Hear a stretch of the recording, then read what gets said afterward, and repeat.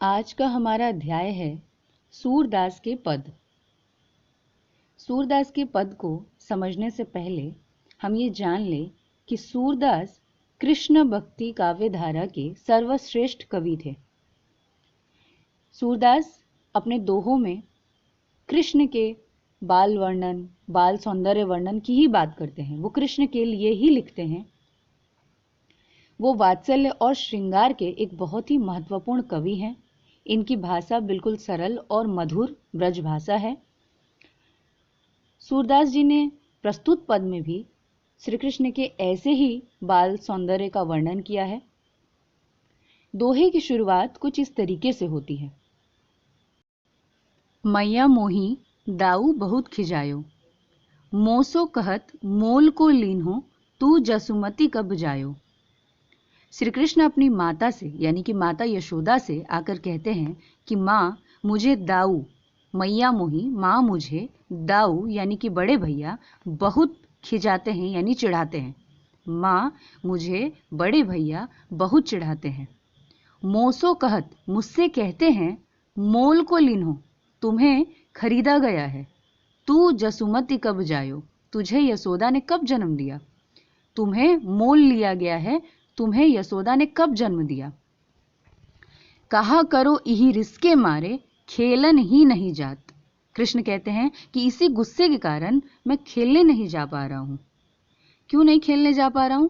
क्योंकि बार बार वो ये कहते हैं, पुनि पुनि कहत कौन है माता को है तेरो तात। क्योंकि बार बार वो ये कहते हैं कि कौन है तुम्हारी माता और कौन है तुम्हारे तात यानी पिता। गोरे नंद जसोदा गोरी तू कत श्यामल ज्ञात, चुटकी दे दे ग्वाल नचावत हसत सबे मुस्कात।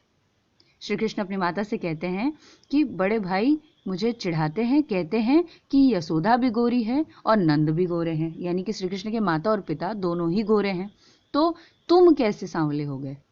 और उनकी इस बात पर जितने भी ग्वाल बाल हैं, जितने भी मेरे मित्र सखा हैं, वो भी मेरा मजाक बनाते हैं, मेरा उपहास करते हैं। तू मोही को मारन सीखी दावही कबहू न खींचे। तू भी तो मुझे मारना जानती है, तू भी तो सिर्फ मुझे मारना सीखी है, बड़े भैया पे तो तू गुस्सा भी नहीं होती। मोहन मुख रिसकी ये बातें जसुमती सुनी सुनी रीझ है। मोहन के मुख से मतलब कृष्ण के मुख से ये सारी बातें सुनकर यशोदा जो है वो मन ही मन खुश हो जाती हैं और मुस्कुराने लगती हैं। क्योंकि जब एक छोटा बच्चा अपने नटखटेपन में ऐसी शिकायतें लेकर आता है तो उसका बाल सौंदर्य और अधिक बढ़ जाता है, वो और अधिक प्यारा लगने लगता है। यहाँ यशोदा भी श्री कृष्ण के उस बाल सौंदर्य का लुत्फ उठा रही है, खुश हो रही है उन्हें देखकर और मन ही मन वो श्री कृष्ण पर रीझ रही हैं। सुनहु कान बलभद्र चबाई जनमत ही को दूत। माता कहती हैं कि सुनो, कान लेकर आओ, मैं तुम्हें कुछ बताती हूँ। वो उनके कानों में कहती हैं कि बलभद्र यानी कि जो बड़े भाई दाऊ हैं वो तो जनमत से ही धूत, बचपन से ही झूठा है, वो तो जन्म से ही झूठा है। सूरश्याम मोही गोधन की सौ हौ माता तू पूत। सूरदास जी कहते हैं कि यशोदा माँ कहती हैं कि मैं गायों की कसम खाकर कहती हूँ, मैं ही तेरी माता हूँ और तू ही मेरा पुत्र है। तो सूरदास जी ने बहुत ही खूबसूरती के साथ माता और एक बच्चे के बीच के वार्तालाप का बहुत ही खूबसूरती के साथ वर्णन किया है। किस तरह श्री कृष्ण अपनी शिकायतें लेकर आते हैं और माता उन शिकायतों को दूर करती हैं। आज हम वात्सल्य के सिर्फ एक पद को पढ़ेंगे।